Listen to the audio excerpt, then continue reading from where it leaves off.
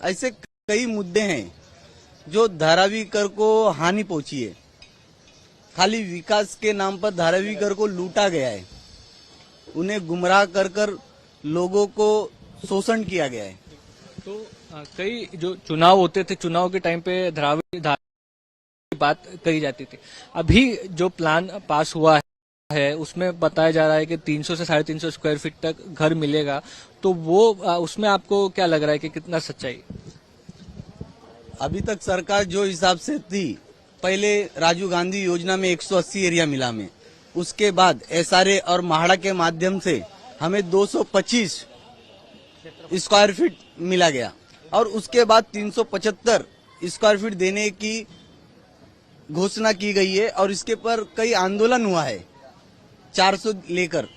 तो ये मैं कहूंगा 375 भी हो सके तो धारावी करों के लिए बहुत कम जगह है और देना चाहिए, क्योंकि इनमें रहने वाले घनी बस्ती में अधिक लोग रहते हैं और छोटे से घर में अधिक लोग अपने गुजारा करते हैं।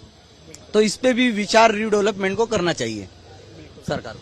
आपका क्या है, कमर्शियल है या रेसिडेंशियल धारावी में? मेरा दोनों है। दोनों है। तो कितने साल से आप धारावी में हैं? मेरा जन्म ही इधर धारावी में हुआ है। अच्छा, तो रीडेवलपमेंट होगा अभी, ऐसा लगता है आपको?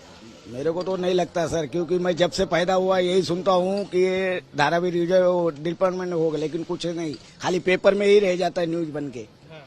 जब जब चुनाव आता है तब तब सिर्फ ये बातें निकलती है, पेपर में छपकर आता है। बिल्डिंग में रहे, कहीं ना कहीं ड्रेनेज की प्रॉब्लम है, पानी की प्रॉब्लम है, पब्लिक टॉयलेट की प्रॉब्लम है, ऐसी प्रॉब्लम से लोग बाहर आना चाहते हैं।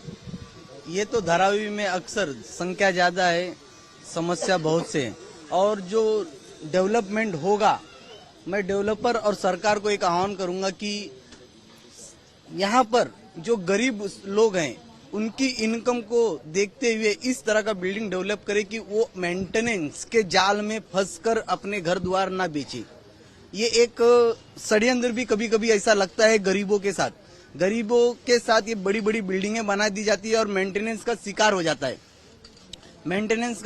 जाता है और उसे मजबूरी में कमाई 1 रुपया होती है, मेंटेनेंस 1.5 रुपया भरना पड़ता है और उसे मजबूरी में घर बेचकर यहाँ से कहीं दूर जाना पड़ता है। तो मैं ये कहूंगा सरकार से कि मेंटेनेंस के ऊपर भी ऐसा योजना बनाकर गरीब को गरीब रहने के लिए बिल्डिंग बनाए और साथ में उसका भी भला करे।